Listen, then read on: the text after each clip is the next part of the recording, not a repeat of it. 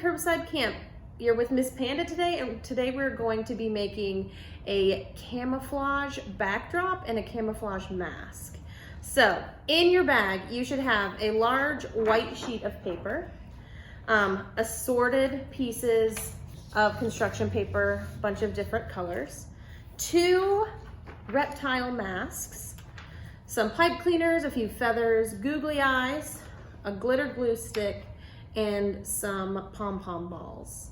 And now what we're going to do first is get out all of our supplies that aren't our masks, so all of our paper and all of our feathers and stuff, and we're gonna start crafting our camouflage background. Okay, so I'm gonna let my camouflage background dry for a bit. And while it's drying, I'm gonna try to camouflage my mask to my backdrop. So the idea of camouflage is to blend in. It's kind of a like defense mechanism for a lot of animals out there to keep themselves safer in their environments that they exist in.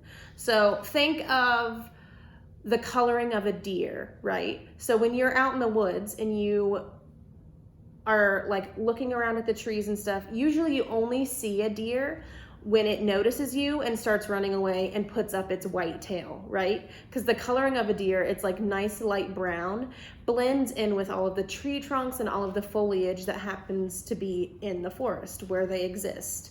When you think about camouflage, a lot of the times you think about chameleons, right? How they blend into their background.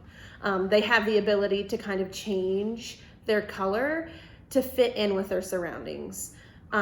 Moths do this a lot. There's also the idea of mimicry. So you have camouflage is when you're blending in with your background. And then mimicry is a mechanism where you change or like evolve to look like something that's more dangerous. The first thing that comes to mind when I think about mimicry are moths, where they have designs on their wings that look like really big eyes. So a lot of the times a moth will like place itself on a wall and open its wings that look like really big eyeballs. And any predator out there that kind of like likes to eat moths are gonna like avoid that moth because it looks like a much larger predator than it just being a harmless moth on the wall. So as you're designing your mask, you want to try to think of the way you designed your background and color yourself the best way to blend in with that. So on my original background, I had green, black, yellow, brown, and blue with red glitter glue, some green and white puffy balls, feathers, and curly cued pipe cleaners. So as I'm coloring my mask, I can use markers. I have markers set aside, or the paper that we gave you as well. And I'm just gonna design and camouflage my mask to best fit in with my background. Okay, and now that while I wait for these to dry, I'm gonna go change my outfit so I can blend in with my background too. So I suggest that you guys also look at the colors you used in your collage and on your mask and try to camouflage yourself with that.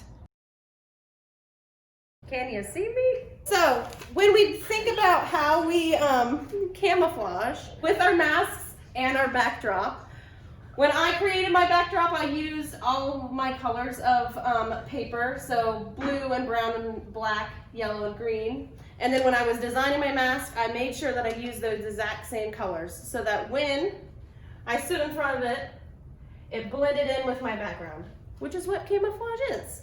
So now we've learned all about nature's ninjas and how they use camouflage to blend in with their environment. What are some ways that human beings camouflage? So it's Spy Kids week, right? So how do spies blend in and go unnoticed? They use different disguises. What's that? Weird. So spies use different disguises. Ninjas dress in all black and creep around in the dark. And then hunters wear camouflage to blend in with the trees so they don't scare deer away. Do you guys hear something? Thanks for joining us for Curbside Camp. We'll see you tomorrow.